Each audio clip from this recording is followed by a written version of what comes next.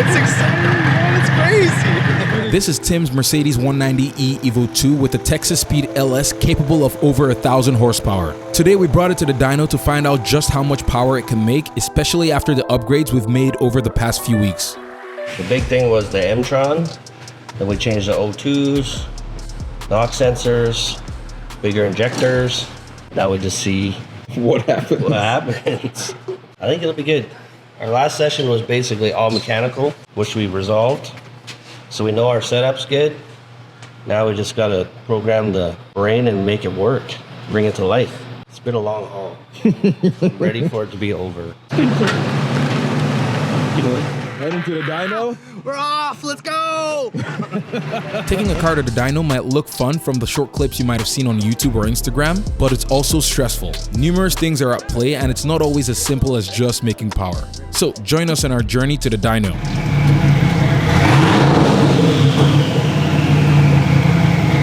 Runs good. The car started up just like that.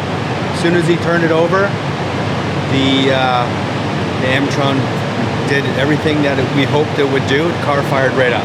It was all going great, but then this happened to our tuner. Just stuck his finger in the fan. He's gotta go get it stitched. No! Why did he stick his finger in the fan? We had to check the hole. Fucking got him. Blood all over the side. Oh no! Good smile. We're fist pumping. You slide up.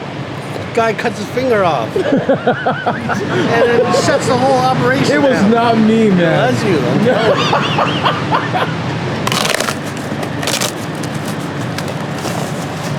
you. We don't have all the ducting in place. I'm gonna make some temporary ducting so we get a little bit more efficient cooling. The next day, First technical drive with the ECU in it, the new ECU.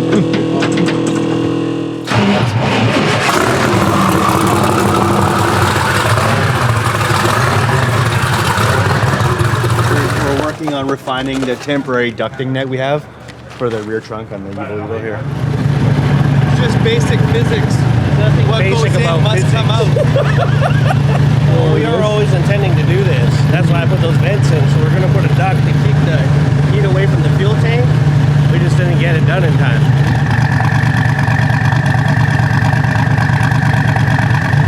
It's like an actual windstorm. Yeah. Here we go. Now we're ready for the dyno.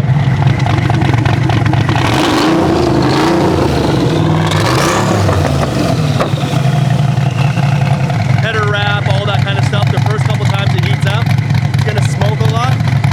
It's a little bit scary, disconcerting.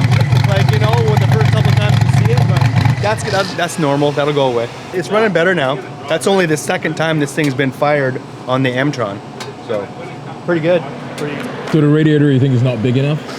No, I just don't think we've got enough airflow running through it. The fan's pushing, but it's like it'd be more efficient if it was pulling through. But it's how do you do that? Like you've got to flip the whole thing around. Which, I mean, we have to. Yeah. Well, that's why OEM put them at the front of the car. It's easier. Looks cool. There's definitely warm air coming out of it. So you can get more air out of it. Yeah, I ain't touching it. No, you don't have to touch it. I'll take care of it. Yeah. Oh As soon no. as I heard it, I was like, oh no. It was like a zing!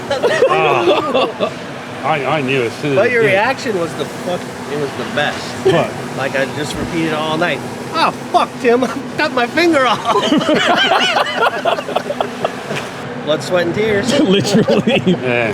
So consensus, you're going to replace the radiator? I think so, yeah. Okay.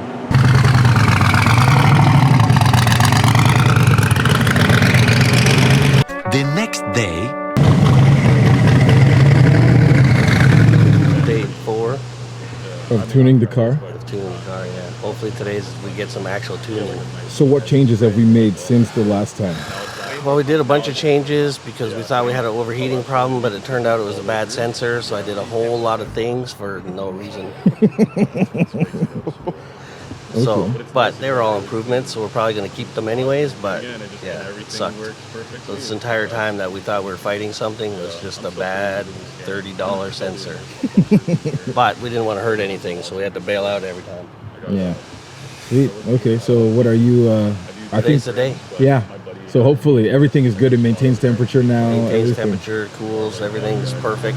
So how much horsepower are you expecting it to make? I'd be happy with anything between 8 and 1,000 Wheel.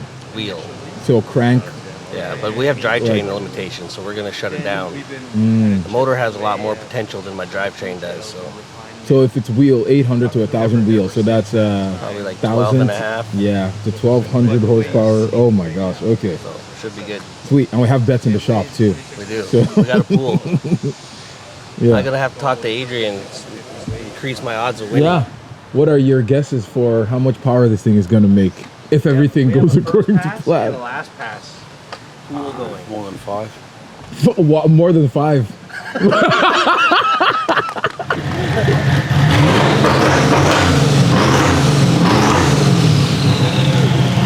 My asshole just clenched a little. You're clearing the room for the fire. Yeah. Yeah, if you got anything valuable in there, just make sure it's gone, unless it'll handle 1,800 degrees.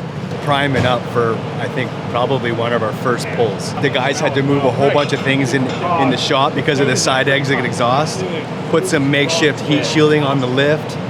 And I think we're pretty much ready to go. So I guess that our final number was going to be 1,040 to the rear wheels. 1050 once we get it dialed.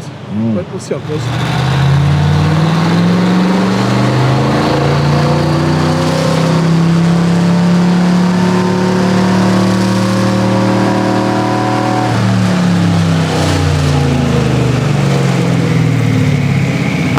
75 horsepower.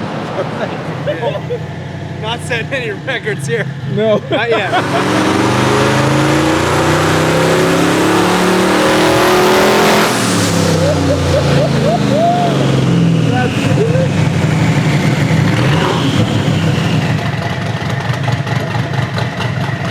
Boost reference line for the fuel pump because it has to maintain the fuel pressure while under boost. Well, the differential pressure across the injector increases. Without an increase of fuel pressure at the pump end, they get smaller. Bernoulli's theory. So as a boost, it calls for more boost. It's more fuel. So luckily, our friend Jan's shop at Chaotic is just down the street. That's perfect. So is it going as smoothly as you expected?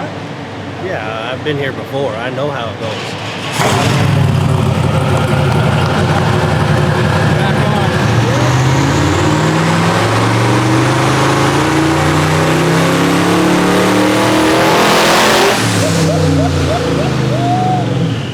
That's insane. That's fucking mental.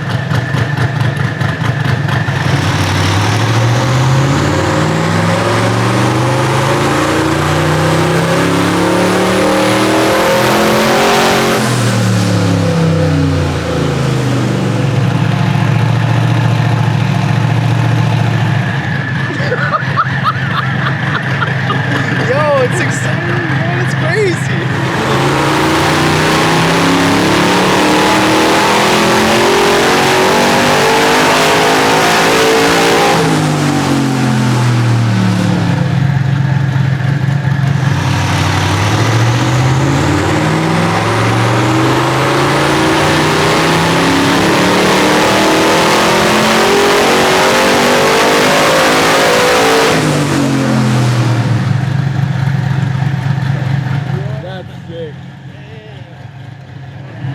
No, it's crazy. But then the next time he puts it on, you're like, well, this is even better. Wild Like, to see.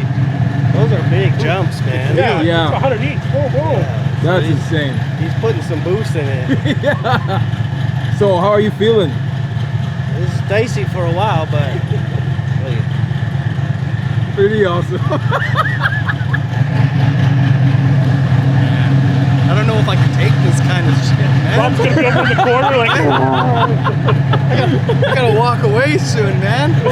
Can't take it's it. like being at the craps table, and you're just like, oh, let's throw it one more time.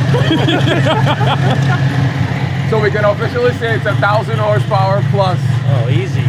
I think it's 25%. It's 25%. Yeah, so if we're at 860 to the wheels. 200. 20 on there. Yeah. So you're That's sick. He's flattened out the torque and he's dialing it in to 800. So I think we're going to be right around 1,000 to the wheels and 800 foot-pounds.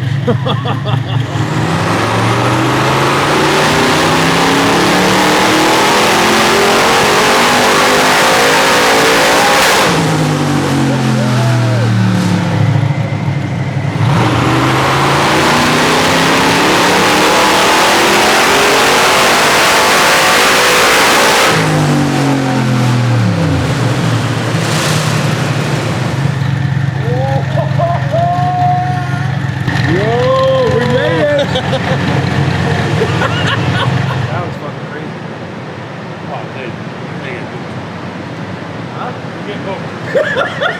He said he could get more? Yeah. Oh my gosh.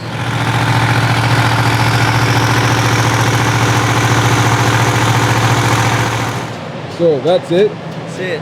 We're done. Our motor, trans, and diff are all intact. So we're good. That's a win, yes.